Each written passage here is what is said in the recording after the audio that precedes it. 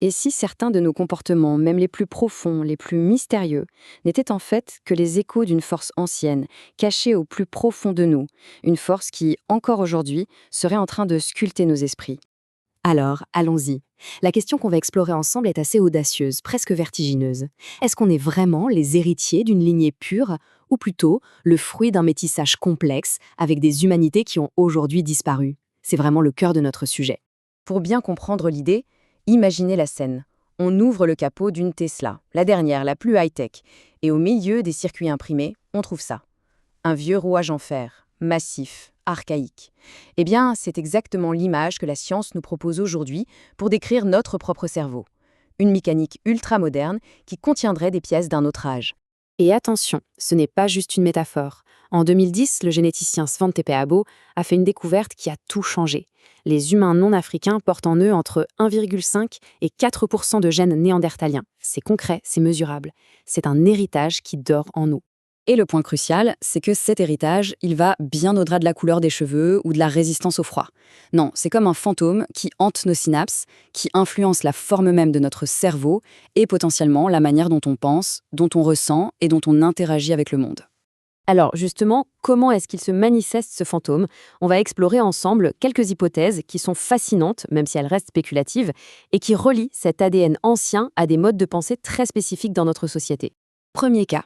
On va s'intéresser à des profils souvent associés à l'autisme de haut niveau, ces personnes qui sont capables d'une concentration et d'une logique complètement hors norme.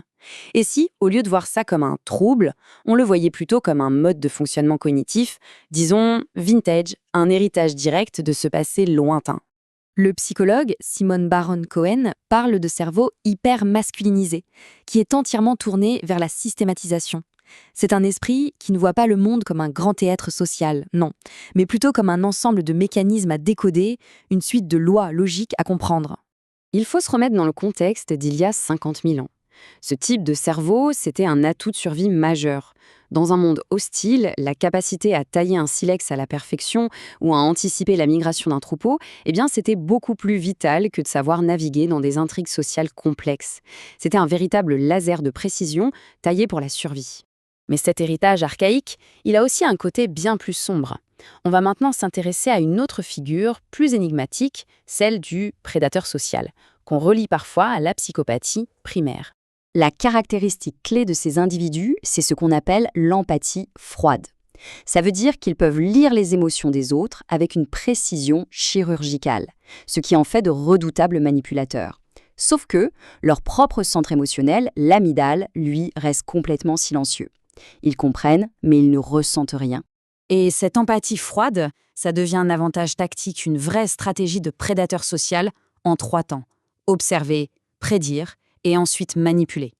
L'hypothèse que certains chercheurs explorent, c'est que certains variants génétiques archaïques pourraient, dans certaines configurations, favoriser cet hyper-individualisme radical. En gros, créer un loup solitaire parfaitement adapté à un monde de compétition féroce entre petits groupes. Alors, la question qui se pose, c'est si ces traits ont pu être des avantages par le passé, pourquoi est-ce qu'ils posent de tels défis aujourd'hui? Eh bien, la réponse se trouve dans le choc entre notre matériel biologique hérité et le logiciel de notre société moderne. Là, on voit bien l'opposition. D'un côté, on a l'Homo sapiens, avec son cerveau collectif qui apprend en copiant, en imitant, en partageant. Sa grande force, c'est la connectivité. Et de l'autre, on a l'hypothèse d'un Néandertal comme un génie isolé, un champion de l'apprentissage individuel, dont la force serait la stabilité et la concentration extrême. Et ça nous amène à ce qu'on appelle l'effet de mésadaptation. Pour quelqu'un qui fonctionnerait avec une forte dose de ce logiciel archaïque, notre monde hyperconnecté, saturé de codes sociaux, de non-dits, de bavardages, peut être vécu comme une véritable agression sensorielle et sociale permanente. Bon, abordons maintenant l'aspect le plus délicat de tout ça. Parce que ces idées, évidemment, elles soulèvent des questions éthiques qui sont fondamentales. Et il faut le dire très clairement. Chercher une explication biologique, ce n'est en aucun cas une justification morale. Comprendre n'est pas excuser. C'est la question piège par excellence, n'est-ce pas? Si une prédisposition à l'agressivité ou à un manque d'empathie est en partie inscrite dans les gènes, est-ce que ça diminue la responsabilité de l'individu? La réponse est un non catégorique. La morale, ça ne se lit pas dans l'ADN. Comprendre les origines d'un comportement, ça ne supprime pas la responsabilité sociale. Par contre, ça peut transformer notre approche. On pourrait passer d'une logique de pure punition à une logique de gestion de la diversité cognitive. C'est très différent. Et il y a un mythe qu'il est essentiel de briser. Cet héritage archaïque, ce n'est pas l'apanage des Européens ou des Asiatiques. L'histoire de l'humanité, c'est une histoire de métissage partout sur la planète. En fait, si les gènes de Néandertal sont absents des populations subsahariennes, ces dernières portent les traces d'autres métissages avec ce que les scientifiques appellent des populations fantômes. Au final, il n'y a pas d'hiérarchie, il y a une symphonie complexe. Il n'y a pas un cerveau humain type, mais une multitude de solutions qui ont été testées par l'évolution.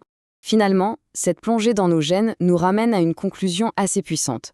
Nous ne sommes pas des produits finis, standardisés. Nous sommes les porteurs d'une histoire évolutive qui est incroyablement riche et diverse. Si on regarde les choses sous cet angle, ces différents modes de pensée ne sont plus des pathologies.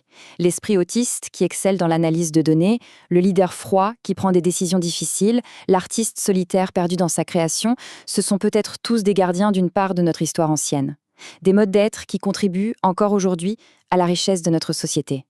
Le message central, il est peut-être là. Notre société moderne a tendance à vouloir tout lisser, à pathologiser ce qui sort du moule. Mais notre force, notre résilience en tant qu'espèce, elle vient peut-être précisément de ces dissonances, de ce mélange entre le génie solitaire et la chaleur du collectif. Et tout ça, ça nous laisse avec une dernière question, à la fois poétique et profonde. Quel genre de monde veut-on construire? Un monde de clones sociaux parfaits? Ou une cathédrale humaine capable d'intégrer toutes ces pierres, même les plus anciennes, les plus différentes, les plus sauvages? La réponse, elle est entre nos mains. Et on sait maintenant qu'une partie d'elle est aussi inscrite dans nos gènes.